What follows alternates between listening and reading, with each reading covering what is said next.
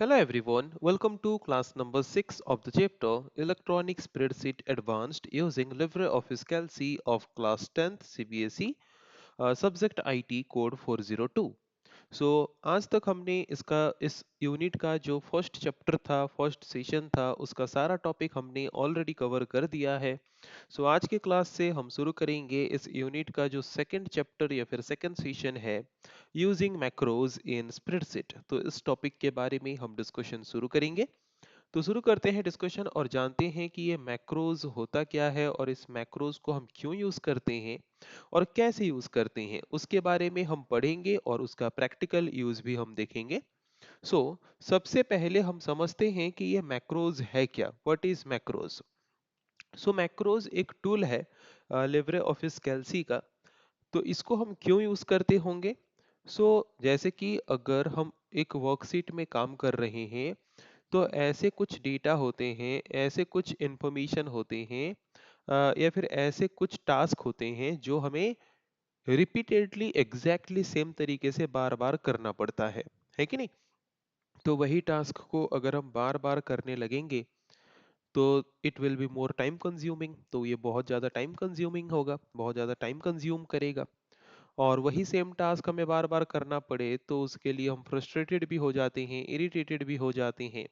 तो उसके लिए हम चाहते हैं कि काश ऐसा कोई टूल हमारे पास होता जिस टूल को यूज करके जो टास्क हमें बार बार करना पड़ रहा है उस टास्क को हम रिकॉर्ड करके रख लेते, और जब भी हमें जरूरत पड़ता फिर से वही टास्क परफॉर्म करना, तो उसको अगेन खुद से परफॉर्म ना करके बस एक सिंगल क्लिक से ऑटोमेटिकली वो टास्क परफॉर्म हो जाता।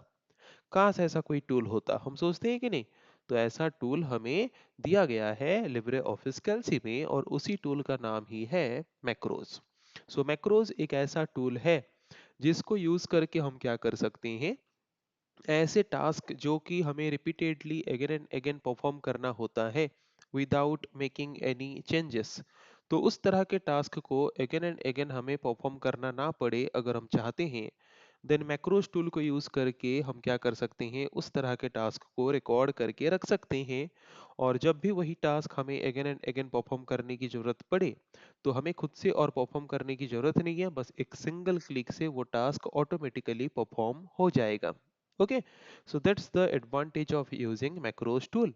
ओके, तो क्या लिखा है देख लेते हैं, जो मैंने समझाया वही चीज लिखा है यहाँ पे कि मैक्रोज एक ऐसा टूल है which is used to automate repeated task।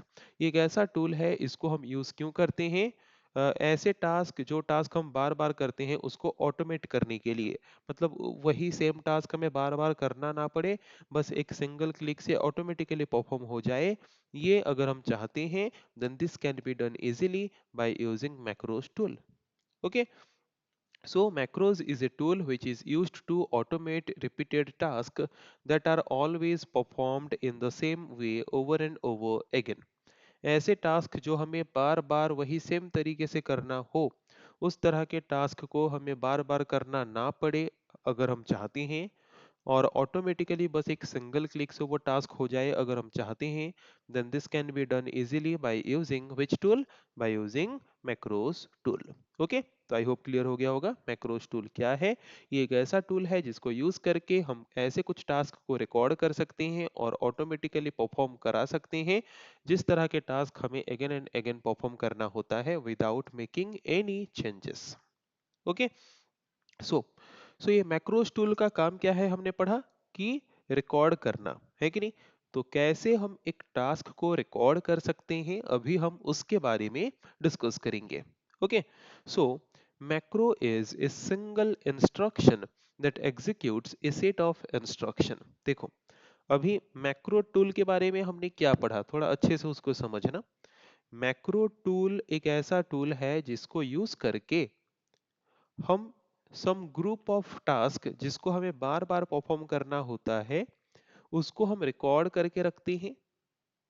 और क्यों रिकॉर्ड करके रखते हैं, ताकि वो task automatically next time perform हो जाए जब भी हमें चाहिए, just by doing a single click, है कि नहीं। तो जो हम एक सिंगल क्लिक भी हमारे कंप्यूटर में करते हैं, तो क्लिक करने से क्या टास्क परफॉर्म होगा उसके लिए भी हम कंप्यूटर को कुछ इंस्ट्रक्शन दिए होते हैं। So that is known as single instruction, है कि नहीं? सो मैक्रो में हम जो एक सिंगल क्लिक करते हैं तो वो होता है सिंगल इंस्ट्रक्शन। तो वो सिंगल क्लिक करने से करता क्या है, उसके अंदर हमने जो ग्रुप ऑफ टास्क को रिकॉर्ड करके रखा है उसको वो परफॉर्म करता है। तो जो ग्रुप ऑफ टास्क है, हर एक टास्क एक इंस्ट्रक्शन को प्रेजेंट करता है। तो group of task group of instruction को प्रेजेंट करेगा, मतलब सेट ऑफ इंस्ट्रक्शन को रिप्रेजेंट करेगा, है कि नहीं? तो जब हम मैक्रोज में कोई टास्क को रिकॉर्ड करके रखते हैं और जब हम एक सिंगल क्लिक करते हैं, मतलब उस रिकॉर्ड वाले इंस्ट्रक्शन को जब हम एग्जीक्यूट करते हैं, तो उसके अंदर रिकॉर्ड होके जो सेट ऑफ इंस्ट्रक्शंस हैं उसको वो ऑटोमेटिकली एग्जीक्यूट करता है। ओके, मैंने डीपली थोड़ा कॉन्सेप्ट को समझाने की कोशिश की, आई होप सबको क्लियरली समझ आ गया होगा कि मैक्रो जो है वो एक सिंगल इंस्ट्रक्शन है जो कि उसके अंदर स्टोर हुए सेट ऑफ इंस्ट्रक्शंस को एग्जीक्यूट करता है। ओके, सो ये जो सेट ऑफ इंस्ट्रक्शंस हैं ये क्या है, मैंने ऑलरेडी बता दिया। मतलब कोई जो जितने भी टास्क हम रिकॉर्ड किए होते हैं, जितने भी सेट ऑफ टास्क हम रिकॉर्ड किए होते हैं वो सब एक एक इंस्ट्रक्शंस होते हैं। जैसे कि कीबोर्ड से कोई की प्रेस करके डेटा हमने एंटर किया है, कोई डिजाइन हमने दिया है, कोई बॉर्डर हमने दिया है, किसी भी सेल का बैकग्राउंड कलर हमने चेंज किया है। तो ये जितने भी टास्क हमने रिकॉर्ड किया है, हर एक टास्क एक एक इंस्ट्रक्शन के हिसाब से कंसीडर किया जाता है, और यही set of instruction he record होके रहता है मैक्रोज में। और जब हम एक बटन क्लिक करते हैं मैक्रोज में, मतलब हम जब एक सेट ऑफ इंस्ट्रक्शन एग्जीक्यूट करते हैं मैक्रोज में, तो वो क्या करता है, उसके अंदर जो सेट ऑफ इंस्ट्रक्शन स्टोर होके होते हैं उसको वो एग्जीक्यूट करता है, और वही सेम टास्क को जब चाहे हम तब परफॉर्म कर सकते हैं। ओके, आई थिंक क्लियर हो गया होगा। So it is important to know that by default the macro recording feature is turned off when LibreOffice is installed on your computer. जब पहली बार हम हमारे कंप्यूटर में LibreOffice पैकेज को इंस्टॉल करते हैं तो उसमें मैक्रो टूल जो है, मैक्रो टूल का जो रिकॉर्डिंग ऑप्शन है वो बाय डिफॉल्ट टर्न ऑफ होता है या फिर डिसेबल होता है कि नहीं? सो इसीलिए जब भी हम रिकॉर्ड करने की कोशिश करेंगे मैक्रो टूल में जाके, तो वहाँ पे रिकॉर्ड मैक्रो का ऑप्शन अवेलेबल नहीं होता। सो रिकॉर्डिंग करने के लिए तो हमें रिकॉर्ड मैक्रो का ऑप्शन चाहिए। सो उसके लिए हमें क्या करना पड़ेगा? सो उसके लिए हम मैक्रो टूल में रिकॉर्ड मैक्रो ऑप्शन को इनेबल करेंगे। तो कैसे इनेबल करेंगे? तो उसको इनेबल करने के लिए सबसे पहले हम कहाँ पे जाएंगे? टूल्स टैब में जाएंगे। टूल्स टैब में जाने के बाद वहाँ पे ऑप्शंस का एक सब मेन्यू होगा, उसमें क्लिक करेंगे तो एक डायलॉग बॉक्स अपीयर होगा। उस डायलॉग बॉक्स में लिब्रे ऑफिस ऑप्शन में क्लिक करेंगे। लिब्रे ऑफिस ऑप्शन में क्लिक करने के बाद उसके अंदर और भी बहुत सारे ऑप्शंस होंगे, उसमें से एडवांस्ड ऑप्शन में क्लिक करेंगे। तो एडवांस्ड ऑप्शन में क्लिक करने के बाद वहां पे हमें दो ऑप्शनल फीचर मिलेगा, हम देखेंगे वहां पे, है कि नहीं? ये मैं थियोरिटिकली बता रहा हूं ताकि प्रैक्टिकल जब हम करें तो ये सारी चीजें माइंड में आए, इसीलिए मैं थियोरिटिकली चीजों को पहले बता दे रहा हूं। तो वहां पे जब हम एडवांस्ड ऑप्शन में क्लिक करेंगे तो हमें वहां पे दो ऑप्शन मिलेगा। तो वहां पे इनेबल मैक्रो रिकॉर्डिंग ऑप्शन वाले चेक बॉक्स में हम टिक करेंगे, और उसके बाद हम देखेंगे कि रिकॉर्ड मैक्रो ऑप्शन हमारे लिए अवेलेबल हो जाएगा। तो अभी इसको प्रैक्टिकली देख लेते हैं। तो आई थिंक सबका अभी तक इतना तो क्लियर हो गया होगा कि मैक्रो टूल क्या है। ये एक ऐसा टूल है जिसको यूज करके हम इस तरह के टास्क को रिकॉर्ड कर सकते हैं जो टास्क हमें अगेन एंड अगेन परफॉर्म करना होता है बिना उसमें कोई चेंजेस किए। ओके, तो उसको हम रिकॉर्ड क्यों करते हैं? ताकि वो task automatically again and again perform हो, हमें बार बार वो टास्क परफॉर्म करना ना पड़े। ओके, सो रिकॉर्ड मैक्रो जो है वो एक सिंगल इंस्ट्रक्शन है कि नहीं? मतलब मैक्रो मतलब रिकॉर्ड करके एक रिकॉर्ड है। तो जब हम एक सिंगल क्लिक करते हैं मतलब वो सिंगल सेट ऑफ इंस्ट्रक्शन है। तो मैक्रो एक सिंगल सेट ऑफ इंस्ट्रक्शन है जो कि रिकॉर्ड होके जो उसके अंदर मल्टीपल सेट ऑफ इंस्ट्रक्शंस हैं उसको एग्जीक्यूट करने में हमें मदद करता है, और सेम टास्क को again and again automatically perform करने में हमें मदद करता है। तो अभी हम देखते हैं कि मैक्रोज टूल में रिकॉर्ड मैक्रो ऑप्शन पहले से अवेलेबल है या नहीं। तो टूल्स टैब में जाएंगे, देन मैक्रोज सब मेन्यू में जाएंगे। जैसे कि हम यहाँ पे देख सकते हैं रिकॉर्ड मैक्रो का कोई भी ऑप्शन हमें यहाँ पे देखने को नहीं मिल रहा। तो उसके लिए हमें क्या करना पड़ेगा? तो उसके लिए हमें रिकॉर्ड मैक्रो ऑप्शन को इनेबल करना पड़ेगा। तो कैसे करेंगे? तो सबसे पहले टूल्स टैब में जाएंगे। टूल्स टैब में जाने के बाद वहां पे ऑप्शंस सब मेन्यू में हम क्लिक करेंगे। उसके बाद ये लिब्रे ऑफिस सेक्शन में आएंगे। लिब्रे ऑफिस सेक्शन में आने के बाद उसके अंदर एडवांस्ड ऑप्शन में आएंगे। तो एडवांस्ड ऑप्शन में आने के बाद ऑप्शनल फीचर्स जहाँ पे लिखा होगा वहां पे आएंगे। देन वहां पे दो चेक बॉक्स है, उसमें से किस चेक बॉक्स में हमें टिक करना है? Enable macro recording. ओके, तो इस चेक बॉक्स को हमें टिक करना है। टिक करके फिर ओके ऑप्शन में क्लिक कर देंगे। अभी हम टूल्स टैब में जाते हैं, मैक्रोज सब मेन्यू में जाते हैं। अभी देख सकते हो रिकॉर्ड मैक्रो का ऑप्शन अवेलेबल हो चुका है। ओके, तो आई थिंक सबको अभी तक क्लियर हो गया होगा कि रिकॉर्ड मैक्रो का ऑप्शन कैसे इनेबल करना है।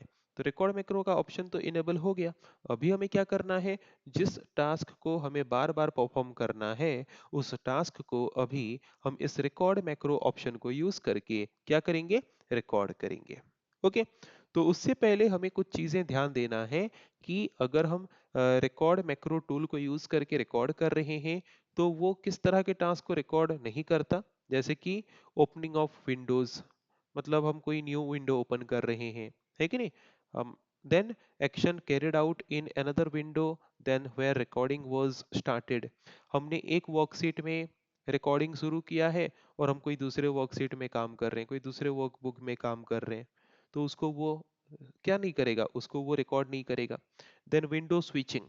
ओके, हमने जिस जिस विंडो में हमने रिकॉर्डिंग शुरू किया है बस उसी विंडो को वो रिकॉर्ड करेगा। एक विंडो से दूसरे विंडो में जब हम मूव कर रहे होंगे उसको वो रिकॉर्ड नहीं करने वाला।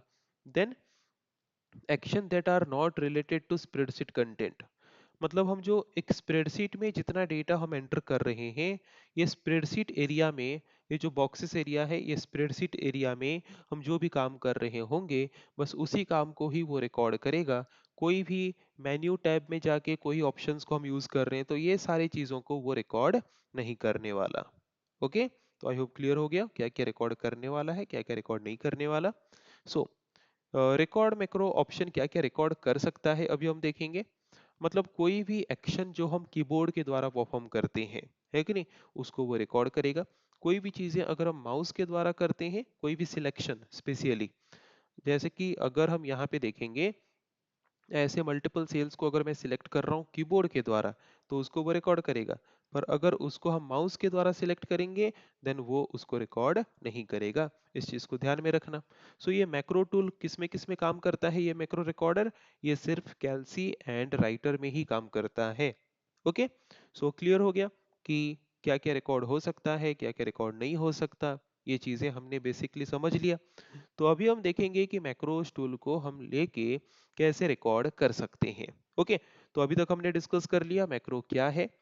बाय डिफॉल्ट अगर हमें कोई भी टास्क को रिकॉर्ड करना है तो उसके लिए रिकॉर्ड मैक्रो का ऑप्शन चाहिए और बाय डिफॉल्ट रिकॉर्ड मैक्रो का ऑप्शन टर्न ऑफ होता है, इनेबल्ड नहीं होता है। तो उसको कैसे इनेबल कर सकते हैं वो हमने डिस्कस कर लिया। अभी हम देखेंगे कि रिकॉर्ड मैक्रो ऑप्शन या फिर रिकॉर्ड मैक्रो टूल को यूज करके हम कैसे एक टास्क को रिकॉर्ड कर सकते हैं। ओके, तो वो मैं प्रैक्टिकली बता दे रहा हूँ स्टेप बाय स्टेप दिखाने के बदले। तो जो भी टास्क हमें रिकॉर्ड करना है उसको रिकॉर्ड करने से पहले सबसे पहले हम क्या करेंगे? टूल्स टैब में जाएंगे, मैक्रोज में जाएंगे, रिकॉर्ड मैक्रो ऑप्शन में क्लिक करेंगे। तो रिकॉर्डिंग हमारा अभी शुरू हो चुका है। अभी जो भी टास्क हम परफॉर्म करेंगे वो टास्क यहाँ पे रिकॉर्ड होगा। ओके, तो जैसे कि हम यहाँ पे कुछ कॉलम नेम ले लेते हैं।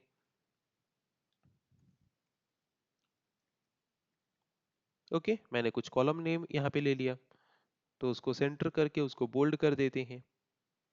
देन उसके बाद सपोज यहाँ पे मैं कुछ बॉर्डर ऐड कर दे रहा हूँ। ओके, देन उसके बाद ये जो हमारा बैकग्राउंड है इसका बैकग्राउंड कलर चेंज कर देते हैं, है कि नहीं?